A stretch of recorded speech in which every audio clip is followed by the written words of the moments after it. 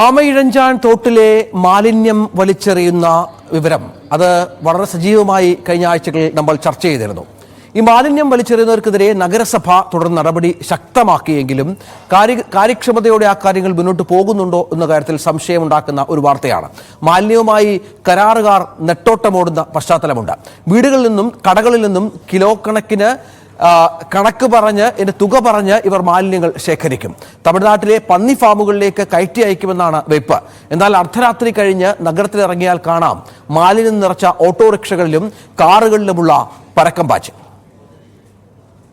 ആയിരക്കണക്കിന് വീടുകൾ, ബഹുനില ഫ്ളാറ്റ് സമുച്ചയങ്ങൾ, ടൺ കണക്കിന് ജൈവവും അജൈവവുമായ മാലിന്യമാണ് ഓരോ ദിവസവും തലസ്ഥാനത്ത് ഉണ്ടാകുന്നത്. ഇവയെല്ലാം എന്തു ചെയ്യുന്നു? എവിടേക്ക് കൊണ്ടുപോകുന്നു?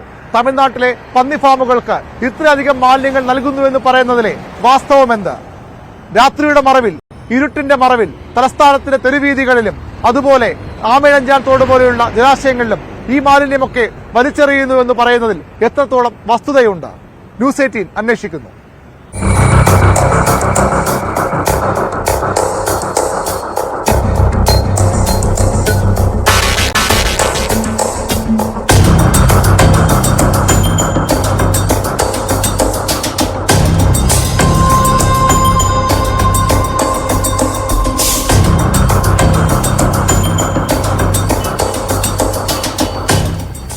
വടേക്കാടിന് സമീപമാണ് ഞാനുള്ളത്. ഇവിടെ ഈ വീടുകളിൽ നിന്ന് ശേഖരിക്കുന്ന മാലിന്യങ്ങളാണ് ഇങ്ങനെ ബാരലുകളിൽ ഇട്ട് വച്ചിരിക്കുന്നത്, ശേഖരിച്ച് വച്ചിരിക്കുന്നത്. പകൽ സമയങ്ങളിൽ ശേഖരിച്ച് വയ്ക്കുകയും അർദ്ധരാത്രിയും അതുപോലെ തന്നെ അതിരാവിലെയും ഒക്കെ ഇവിടെ നിന്ന് ഓട്ടോറിക്ഷകളിലും അതുപോലെ സ്കൂട്ടറുകളിലുമൊക്കെ വന്ന് ഇവിടെ നിന്ന് ബാരൽ കയറ്റിക്കൊണ്ട് പോകുന്നത് ഇവിടുത്തെ പതിവ് കാഴ്ചയാണ്. ഇത്തരം മാലിന്യങ്ങളാണ് പലപ്പോഴും ആമയിഴഞ്ചാൻ തോടക്കമുള്ള തോടുകളിലേക്ക്, ജലാശയങ്ങളിലേക്ക്, പൊതുനിരത്തുകളിൽ അല്ലെങ്കിൽ ആളൊഴിഞ്ഞ സ്ഥലങ്ങളിലേക്കൊക്കെ വലിച്ചെറിയുന്നത്. വീടുകളിലും ഫ്ളാറ്റുകളിലും മാത്രമല്ല, വ്യാപാര സ്ഥാപനങ്ങളിലെ മാലിന്യ നിർമ്മാർജ്ജനവും പ്രധാനമാണ്. ഹോട്ടലുകൾ, അസംഖ്യം തട്ടുകടകൾ, ജ്യൂസ് പാർലറുകൾ, ഇവിടെയെല്ലാം ദിനംപ്രതി ടൺ കണക്കിന് മാലിന്യങ്ങളാണ് ഉണ്ടാകുന്നത്. ഈ മാലിന്യങ്ങൾ എല്ലാം ഇവർ എന്താണ് ചെയ്യുന്നത്?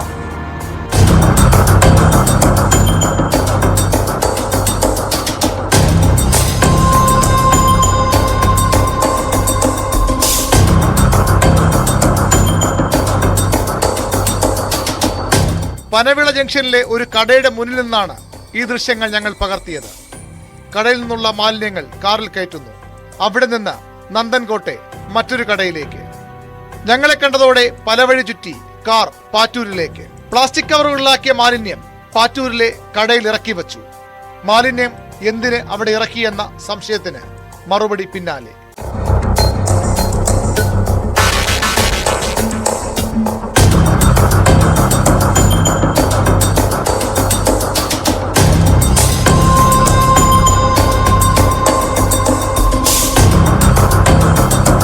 ബേക്കർ ജംഗ്ഷനിൽ റിസർവ് ബാങ്കിന് പിൻവശത്ത് ആമയിഴഞ്ചാൻ തോടാണ് നഗരത്തിലെ മാലിന്യ മാഫിയയുടെ പ്രധാന ലക്ഷ്യം.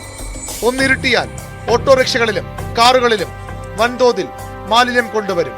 ഇവിടെ തോട്ടിലേക്ക് തള്ളും. അതാണ് പതിവ്. അത് മനസ്സിലാക്കി ഞങ്ങൾ കാത്തുനിന്നു. ഒപ്പം നഗരസഭയുടെ സ്ക്വാഡും.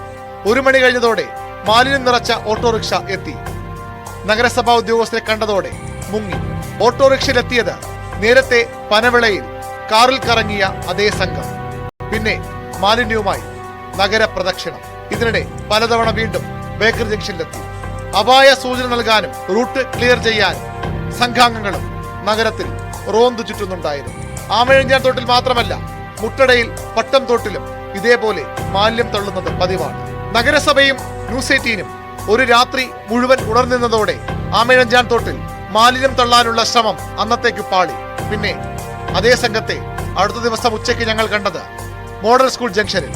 തമിഴ്നാട് രജിസ്ട്രേഷനിലുള്ള വാഹനത്തിൽ മാലിന്യങ്ങൾ കയറ്റുകയായിരുന്നു അവർ.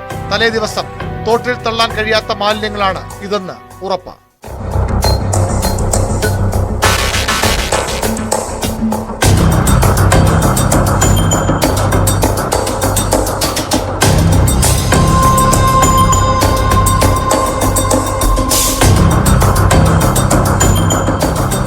മാലിന്യം തള്ളാനായി പലയിടത്തും ആമയിഴഞ്ചാൻ തോട്ടിൽ ഫെൻസിങ്ങുകൾ നശിപ്പിച്ചിട്ടുണ്ട്. മാലിന്യങ്ങൾ ചില പ്രത്യേക സ്ഥലങ്ങളിലെത്തിച്ച് തോട്ടിലേക്ക് വലിച്ചെറിയും. തത്കാലത്തേക്ക് ഈ സംഘം പതുങ്ങിയിരിക്കും. പിന്നെ രാത്രിയുടെ മറവിൽ പഴയതുപോലെ ഇറങ്ങും. ജലാശയങ്ങളിലും ആളൊഴിഞ്ഞ പറമ്പുകളിലും ചാക്കുകളിലാക്കി മാലിന്യം വലിച്ചെറിയാൻ, നഗരത്തെ നരകമാക്കാൻ. Team news 18 Thiruvananthapuram.